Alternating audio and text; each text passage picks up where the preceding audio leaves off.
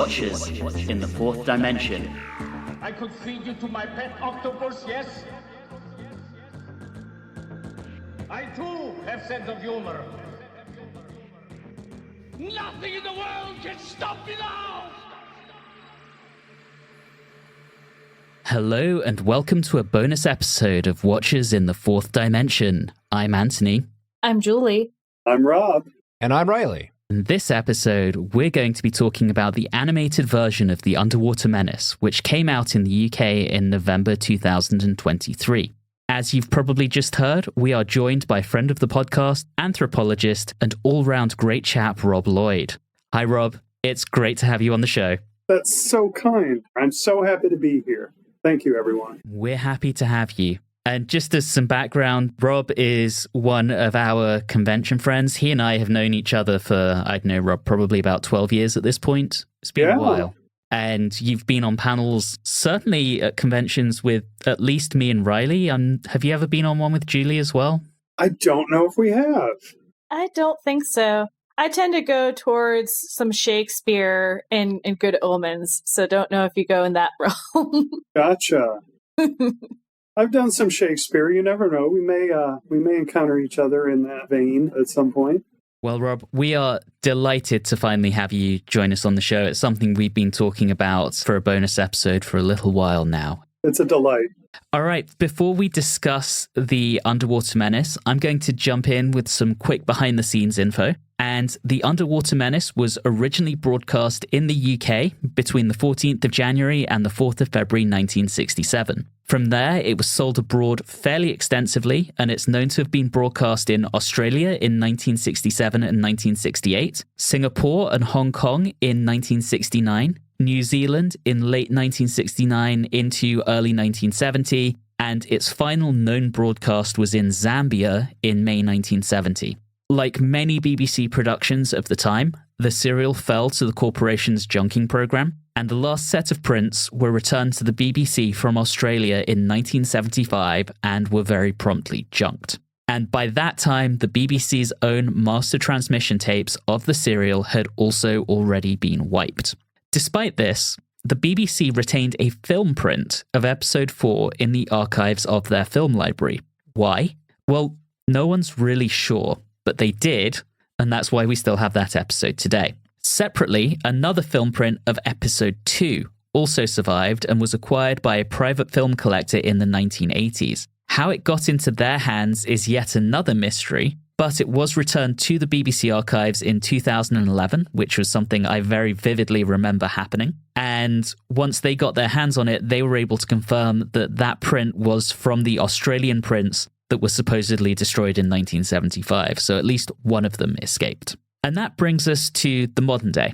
Episodes 2 and 3 were originally planned for release on DVD in 2013, and they were going to be supplemented with animation for the missing episodes 1 and 4. However, due to problems with one of the companies involved in the planned animation, those plans were shelved. The 2 surviving episodes would receive their first home release in October 2015, accompanied by very poor reconstructions of the missing episodes. And they were so rough, we went the other direction and used the unofficial fan-made reconstructions by Loose Cannon when we did the story the first time round. Good old Loose Cannon.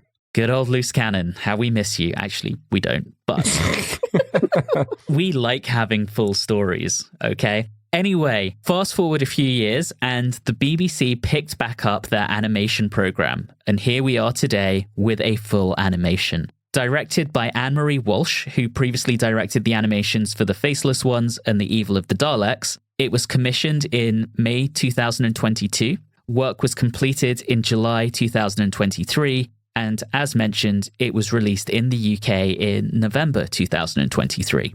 And at the time that we are recording this, a US release has not yet been scheduled. Dun, dun, dun. Dun, dun, dun.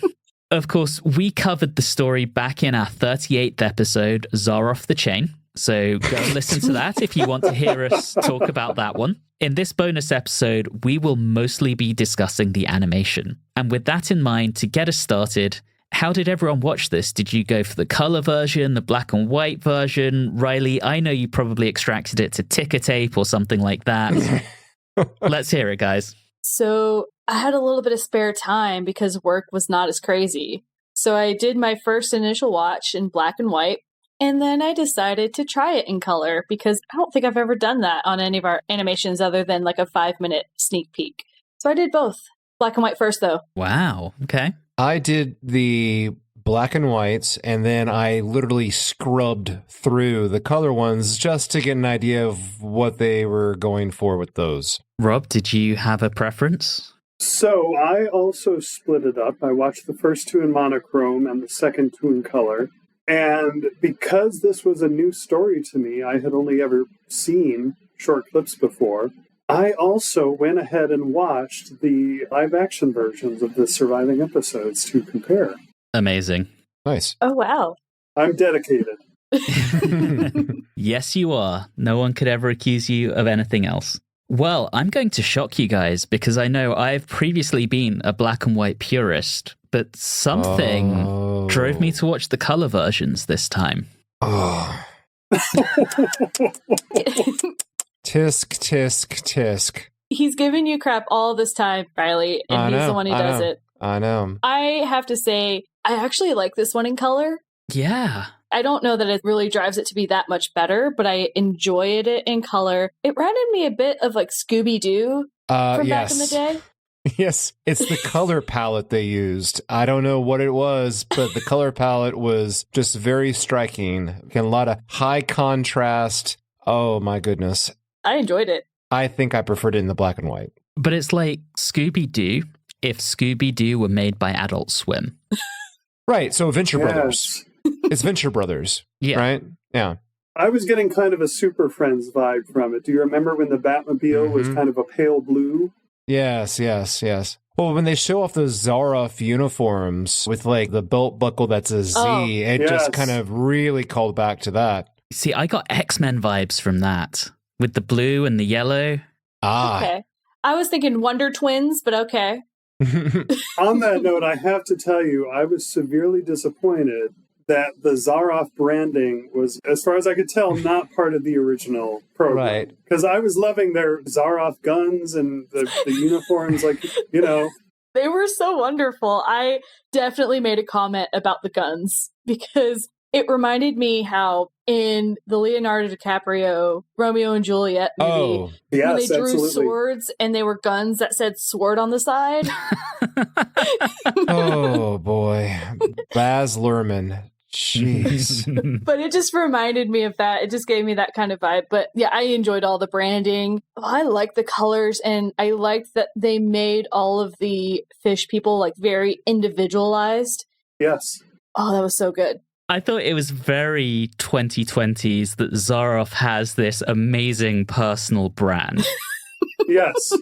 That's definitely not something that 1967 Zaroff was concerned about, but 2023 Zaroff has his LinkedIn page going. He's carefully curating his Instagram, and he's got his logo on his Stooges uniforms and their guns. I mean, what a guy. Absolutely. He has spin-off products.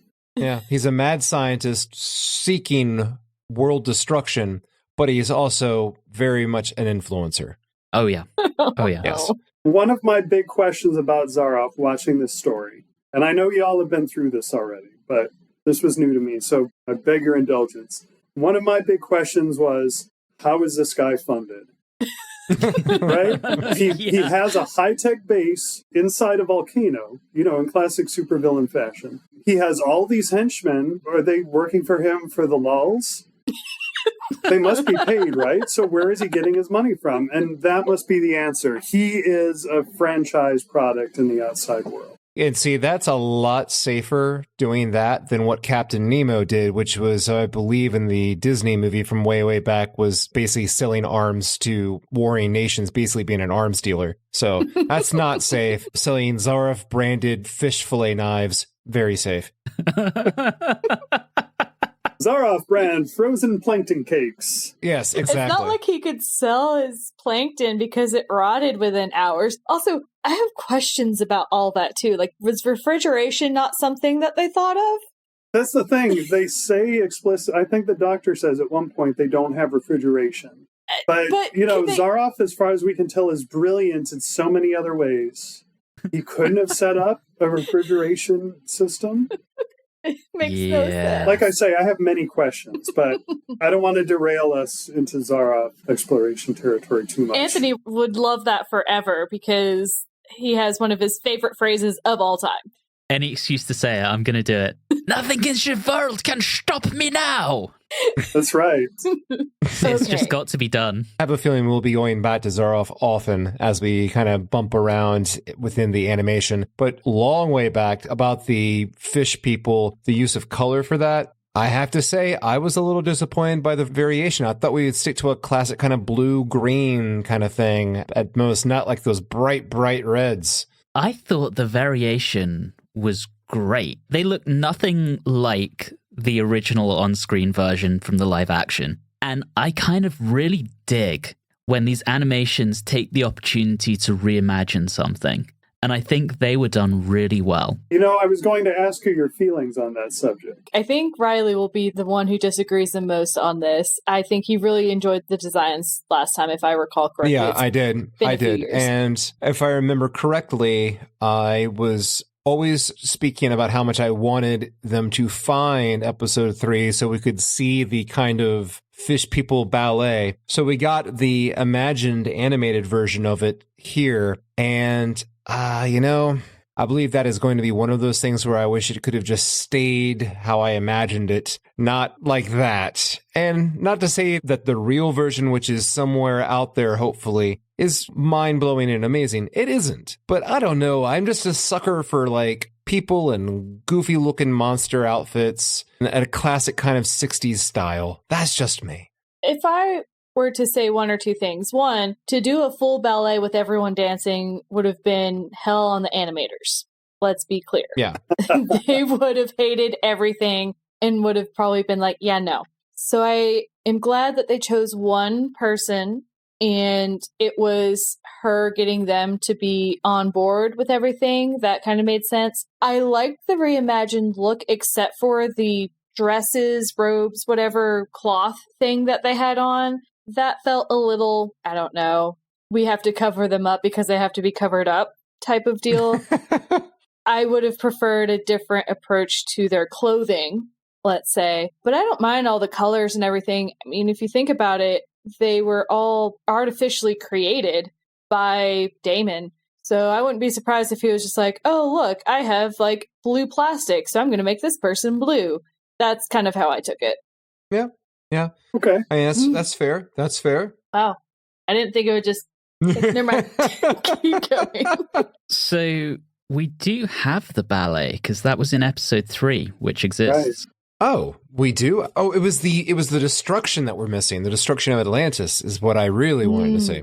Yeah. That is what I wanted to see. Yeah. And from that, and it was probably in the recon we did, the only thing we really have is where Zaroff's control room gets flooded and he stubbornly stays behind. We have that with the water slowly rising while he's still in there. I did like what they did in here where his octopus in the animation looked as if it was going to push down the plunger for him and then basically said, no thanks, and the swam best off. part is the stink eye that it gave him.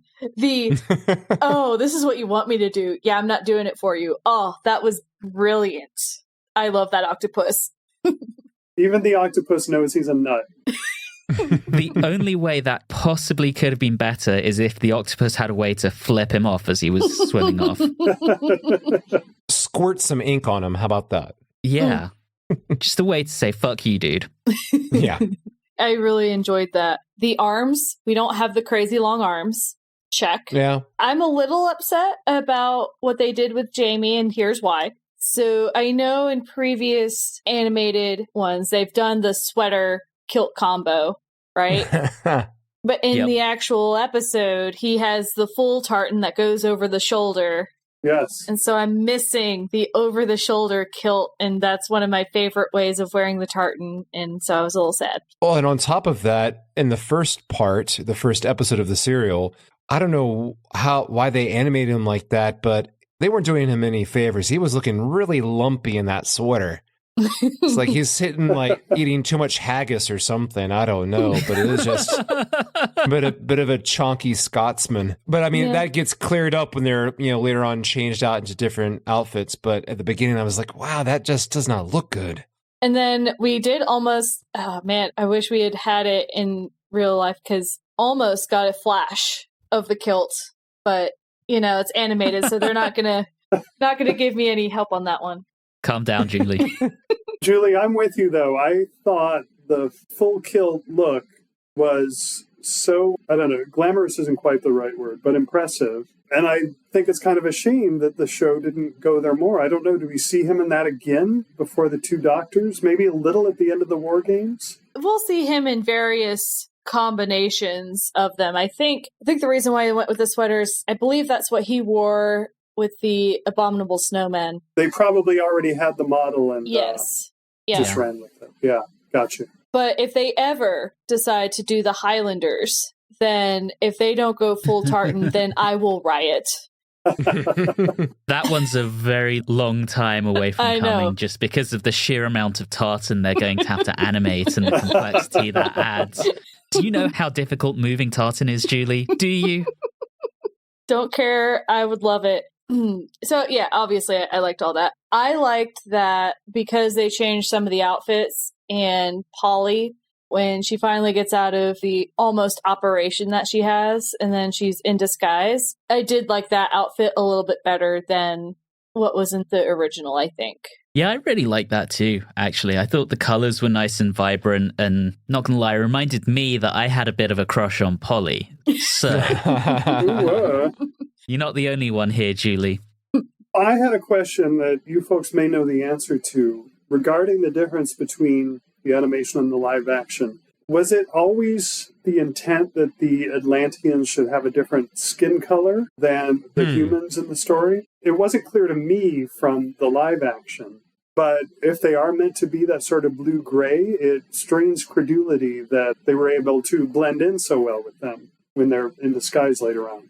I don't think they did in the live action, if my memory serves me. I don't think that was the intent. I kind of get the idea behind doing it that way in the animation. They've been underwater for so long, evolution, etc. But yeah, I think the original production, they were just normal looking people. And to your point, Rob, I think for Ben and Jamie, it's not as big of a deal because some of the people they interact with are regular humans and have regular skin. It's mostly with Polly trying to blend in. It's one of those situations where it's like, she's not blue, but okay. That said, speaking of color, I did notice in the general animated cast a lot more diversity than in the original version. Yes, absolutely. In all honesty, I'm not entirely sure how I feel about it. I applaud the idea of it, but equally when you have a speaking part, is that disrespectful to the original actor? I'm not sure. I hear you. Yeah, that's a tough one. Yeah, I think if it's speaking roles, that gets a little tough because I would think you would want to keep it as original to that individual. And I think there was another one where there was like a token black guy who died or something like that, where you're just like, oh, you didn't have to change the skin color on certain individuals because of that. Or they played into a stereotype, which I think happened in the Web of Fear maybe, or one of those other ones. I can't keep track of them anymore. But yeah, I tend to go with, if it's a speaking role, keep it close to that original actor because that actor should get credit for the speaking role that they did. Or they did a live action of it, right? Yeah. And of course, if it's an extra who doesn't speak, yeah, by all means, change it up. And by the diversity, you mean the fact that they had the audacity to cast an Irish person, right? Obviously. I forgot how much the character of Damon was just every other sentence was, in case you didn't know, I'm Irish. Like it was, I forgot how much it was. I was like, wow, just every single thing is just some sort of comment or like, oh, it was amazing. Quite something. Imagine if Evans in The Web of Fear had done the same thing with how Welsh she was. Oh. You and your Welshness. Obsession with Welshness. Well, it is half my heritage. Oh, a couple other things that I noticed in the animation, and this one is going to be a very girly thing, so I apologize to the three of you. So towards the end, Jamie is doing something he had gotten Polly out, and they weren't sure if the doctor and Ben were going to make it. And then it does a close-up of his clenched fist, which is just that trope in all romance movies of Mr. Darcy clenching his fist after holding Elizabeth's hand. And it just made me laugh so hard that they took the time to animate that. Right. Some of the animation choices, I feel like they had a good time with it. Like going back, enjoying certain elements, to build up the humor. I think specifically, of course, of Anthony's favorite line from Classic Who. On that cliffhanger, they really, really let him throw his head back, get those evil laughs out after giving that line. I'm not going to say the line because it's Anthony's line, but you get what I'm saying. I've already done it once. I might do it once more. Yeah, I know. We'll save it for the end. Yeah. Julie, the fist thing reminded me of the Arthur meme. Oh, yeah. Yes.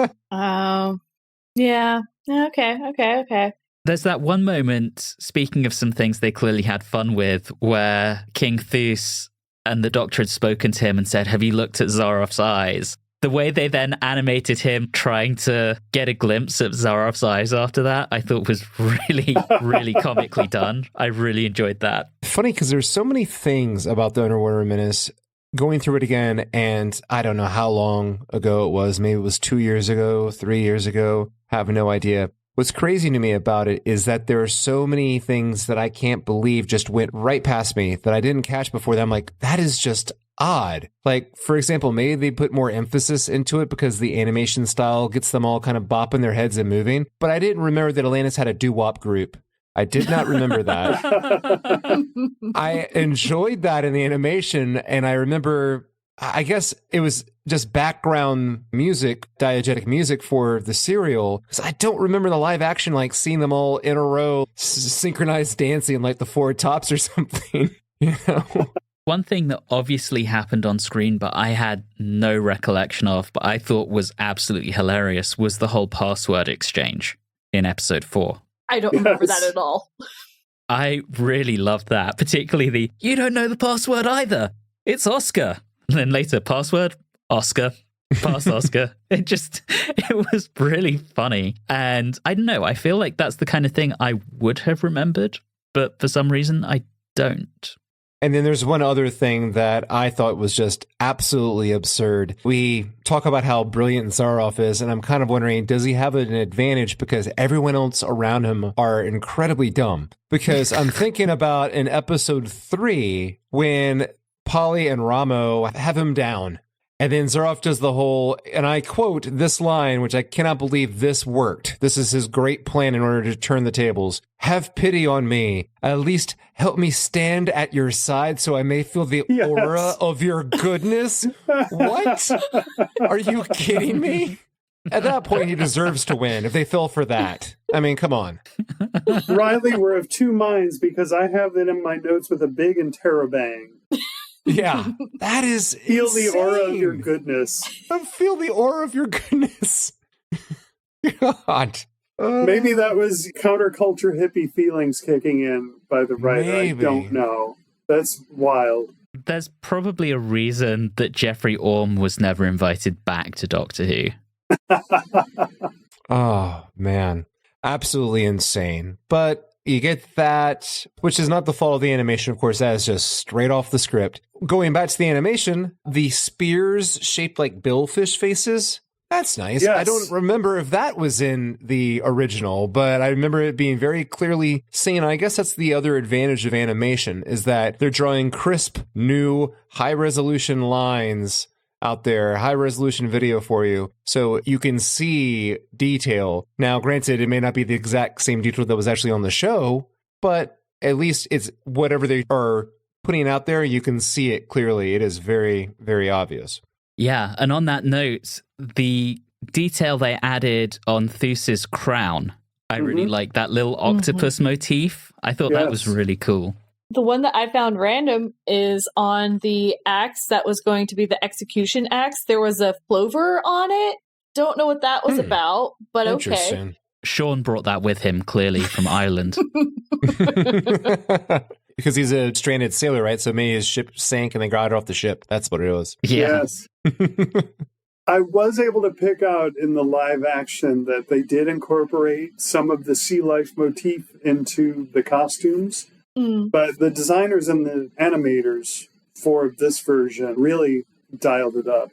They reminded me of the people of Talokan in Wakanda Forever.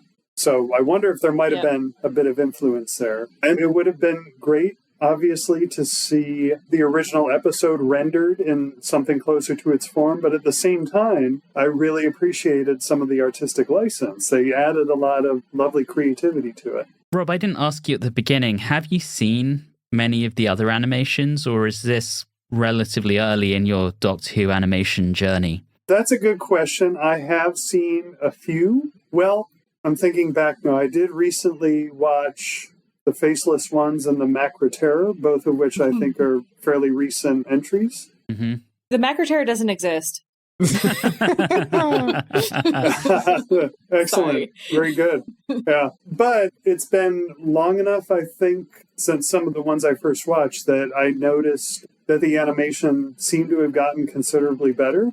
They were almost up to Archer territory in this one. Yeah. Which, isn't a bad thing, really.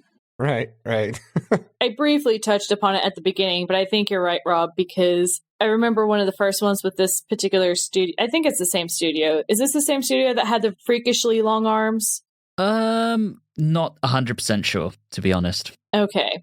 I just remember the one with the freakishly long arms, and I'm very glad that we don't have that to deal with in this one, because that was very disconcerting. Well, they were just foreshadowing that recent special with Tennant and Catherine Tate. That's all. Yeah. If that isn't a reference to the animation, I'm going to be very sad.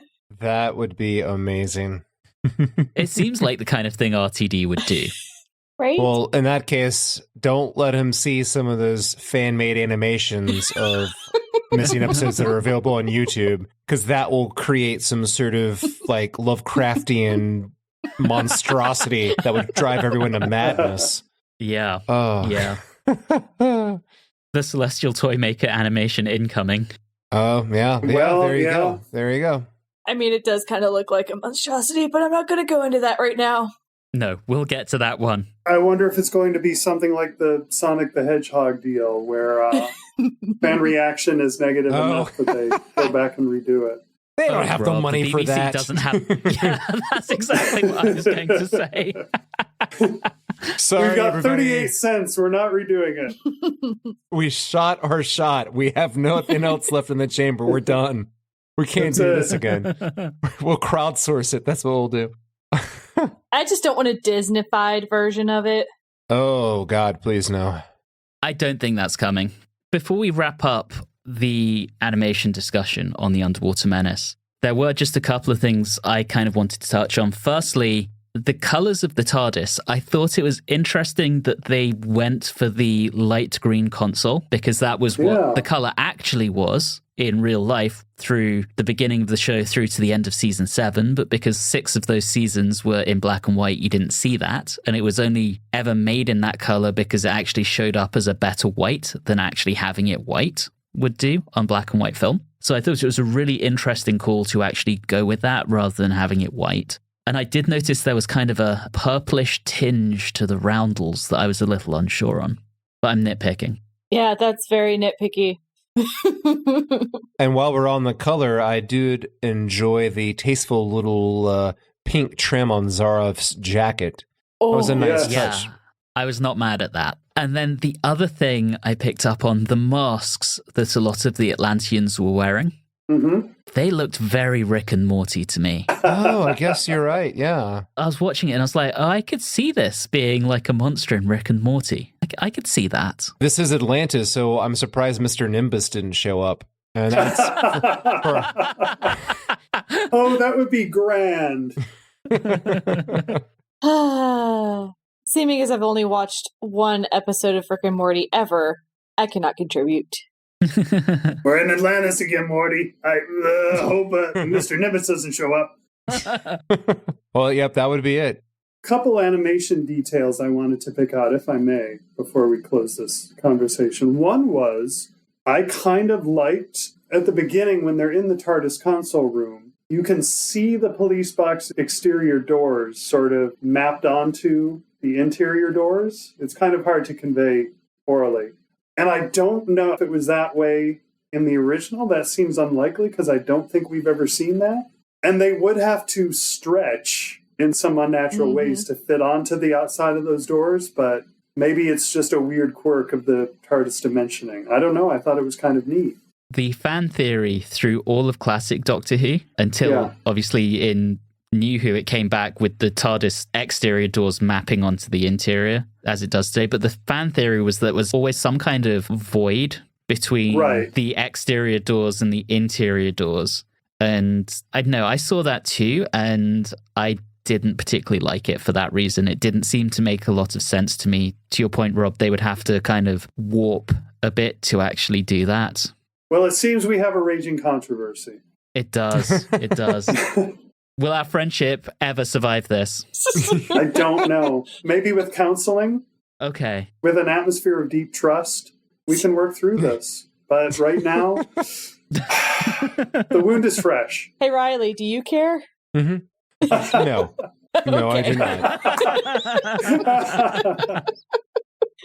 The other thing was the doctor's note. When he bluffs his way to save them from execution, he writes a note to Zaroff.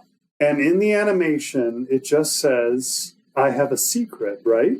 Yep. Well, I don't know if you saw this in the reconstruction when you reviewed this the first time, but apparently in the original episode, the note was more dramatic. It was something to the effect of, a vital secret dies with me, and he signs it Dr. W. Yeah. Oh, right. And I'm always a sucker for a sly reference to the Doctor sometimes being called Doctor Who. So I thought it was kind of a shame that that was changed. And I think it was it The Highlanders, which was literally the story before, where he claimed that his name was Dr. Von Wer, which was the German for Doctor Who. I think that was The Highlanders. Yep. Oh, man. But it's a minor detail the story doesn't hinge on. It is just kind of, boy.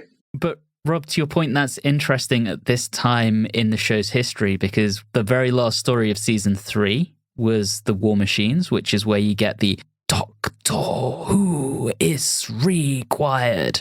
And then you get Dr. Von Wer in the story preceding this, and then you get Dr. W in this story. Interesting how at this time they were a bit more open to that potentially being his name. I think, unless Riley or Julie, do you have anything else? Well, just one thing, and that is going back to Underwater Menace after, I swear, like I said, it feels like years. And I know it's been years, but it feels like longer than that. One thing that and this is not about the animation, but is the story itself, the serial itself. I really enjoyed how in this serial, from the very beginning all the way to the end, it is just a natural increasing of Zaroff's irritability and annoyance. It just keeps building over time, and I just find that very humorous. I enjoyed that aspect, and I feel like the stakes were high but contained, right? Because so often in Doctor Who, sometimes the stakes get so high, you're just like, okay, great, the world's ending again, thanks. But this one, the stakes were high enough for the people who were there, but not so much that it was like a world threat. And I enjoy that. Sure. Oh, I have one further thing on the animation. In part 4, when everything's getting flooded, the way the statue of Amdo breaks up, that happened a bit too quickly. And to me, it took me out of it a little bit as the water rose incredibly quickly and the statue almost looked like it exploded rather than broke apart. Again, I'm nitpicking. I kind of liked it, not gonna lie. Like, yeah, maybe it happened a little bit too quickly, but I enjoyed it. Well, I guess I will just have to forgive you as well as Rob, Julie. Well, I'm right, it's fine. I know, you're always right. Overall, as an animation, What did you guys think? Was this as successful as others? I know we've said that it's been a little better than the previous couple, but I think the gold standard for us in the past has been the invasion. Does it stand up to the invasion, or is it a bit more middle of the road? What are you thinking? I'm thinking above average. Okay. That's what I'm thinking. I know it's not a very, splashy hot take, but this was decent. Nothing absolutely horrendous. In fact, the only two things, not of the animation, the two things that made it difficult to watch at times were, of course, the hilarious aura of your goodness line, which, made me fall on the floor and start having a seizure. And then the second one was, I forgot how horrible the sound was in the mine. Oh, yeah. Yeah. Oh, sure. God. So animation, though, it's in the upper half, I say. Yeah, for me, the animation is definitely one of the better ones that we have. It also helps that the story's a bit better, too, because, Abominable Snowman, not great animation, not great story, although it does have a panda salad bar in it, so miss him. But no, it's a better animation, and even with the colors, I know some people weren't as big of a fan of the colors, but I think it worked for this story. If they had tried to use this color scheme for a different story, it would not work at all. Yeah, I agree with that. Rob, have you seen enough of the animations to be able to judge? Well, just as a piece of animation, I thought it was good. It was fairly zippy, fairly fluid. As far as the color scheme goes, since they're indoors, underground so much of the time, maybe a darker color scheme might have worked better, but it was appealing enough. And compared to, for instance, Power of the Daleks, which would have been one of the earlier ones that I saw, I think they've gone through a lot of improvement since they started doing these. Awesome. Yeah, it's interesting. I feel like you had that original wave in the mid to late 2000s that were, for the most part, quite good. And then when they started the range back with Power, it started quite well, took a dip, and has started rebounding with this. I'm hoping the Celestial Toymaker will be better than it looks from the trailer, and I'm hoping that whatever comes next will continue the upward trend that this has set. But overall, I thought it was good. Now, we are going to go ahead and rate this. For myself, Julie, and Riley, this will be a re-rating, so really just to understand whether actually being able to see the whole thing has really impacted how we view the story as a whole. And Rob, this is your very first time rating this on the show. So Yes. if you're willing to go first, we would love to hear your thoughts and how you would score this one. I am absolutely willing, and thank you for the privilege. So, I came in carrying a bit of the long-standing fan opinion on this story, that it is not good, in fact, widely considered one of the worst stories ever. But I was rather pleasantly surprised. I didn't hate this. I thought a lot of the ideas were very provocative. There were many things that were very questionable. I would have loved to see how Zaroff first came to Atlantis and inveigled himself into the society. Apparently convinced so many people to go along with his bizarre Mr. Burns plan. Since the dawn of time, man has yearned to destroy Atlantis. That's what that felt like to me. But judging it on what is actually given to us instead of what it failed to give us, I thought it was sort of okay. And again, the animation was zippy. They gave us a lot of extra nice touches in it. So ultimately, I am rating it 4 out of 10. Roly-poly fish heads, eat them up, yum.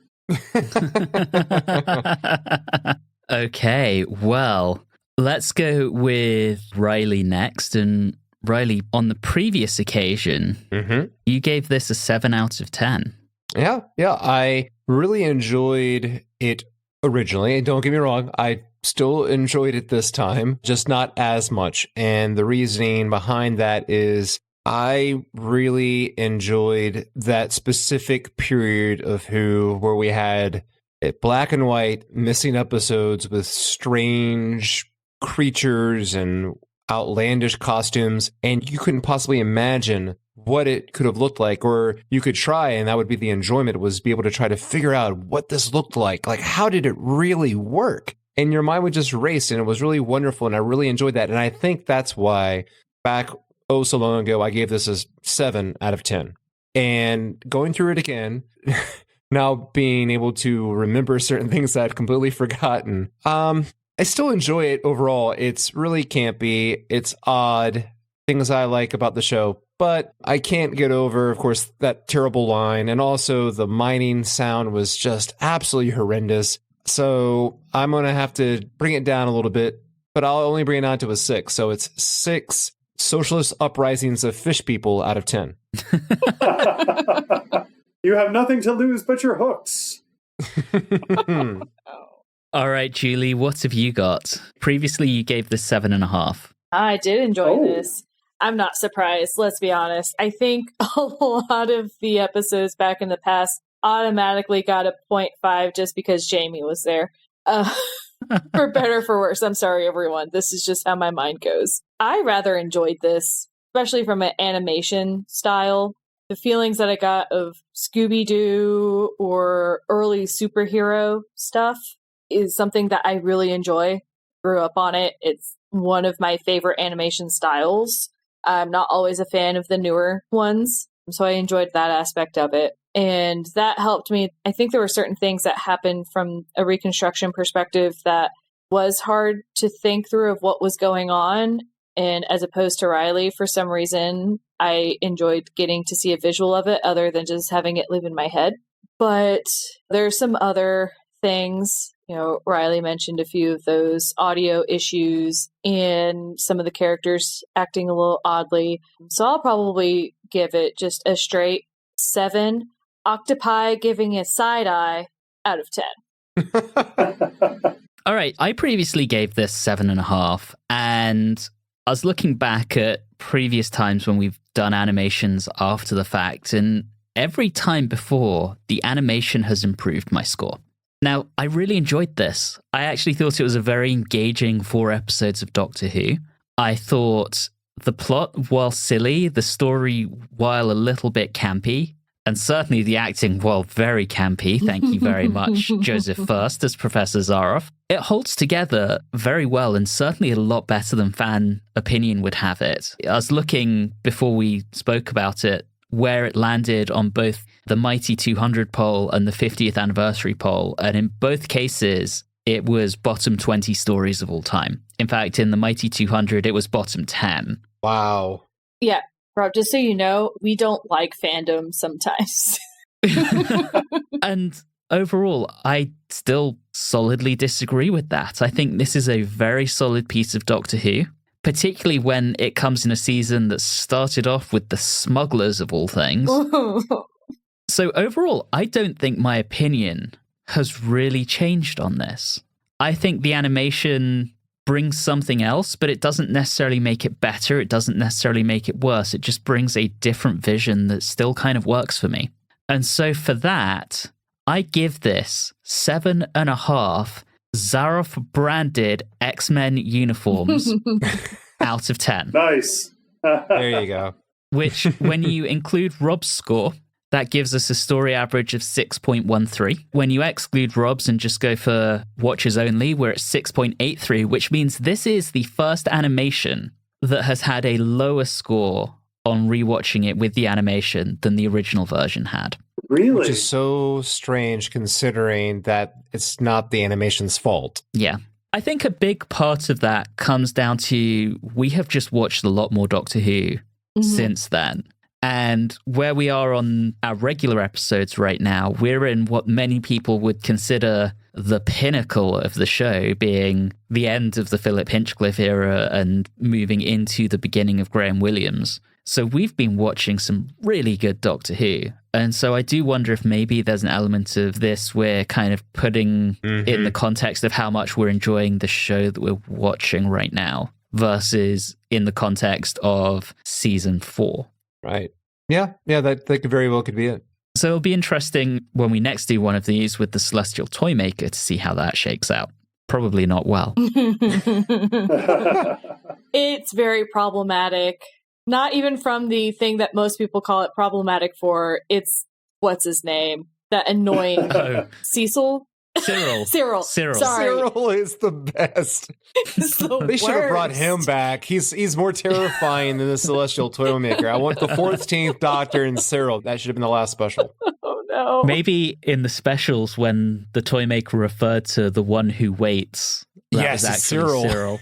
And Cyril is going to be the big bad going up against Shooty Gatwa's Doctor. Please, you heard it God. here first, ladies and gentlemen. If I don't see a line of chairs, I'm going to be so upset. Well, obviously, if you do, we'll have to talk about them. Anyway. Yes. I think that brings us to the end. So, Rob, thank you very, very much for joining us for this. Is there anywhere else listeners can find you if they want to find out more about Rob Lloyd? Not at the moment, no. Okay. You'll just have to keep your eyes and ears peeled for me. You never know where I may pop up. But let me conclude by saying how much I appreciated spending this time with you, watchers. It's been a real pleasure talking about Doctor Who.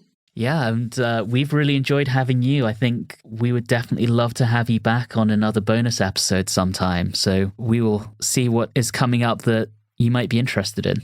Excellent. All right. As always, dear listeners, thank you so very much for listening to us. I'm not going to promise to you what the next regular episode is because I'm not 100% sure of where we're slotting this in. But whatever it is, please join us next time round. And of course, between now and then, have a good one.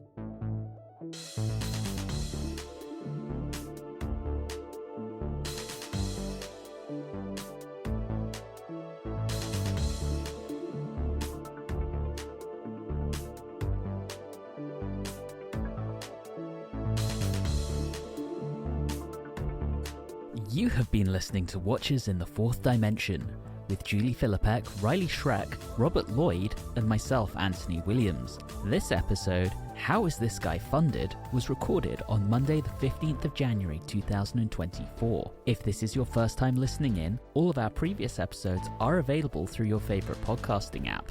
You can interact with us on Facebook, Instagram, and Twitter at @Watchers4D, and you can also email us at watchers4d@gmail.com. If you're enjoying the show, please do subscribe and leave us a review or rating on your favorite podcasting app. All of those things really do help the show. And always remember just how much I love saying, "Nothing in the world can stop me now!"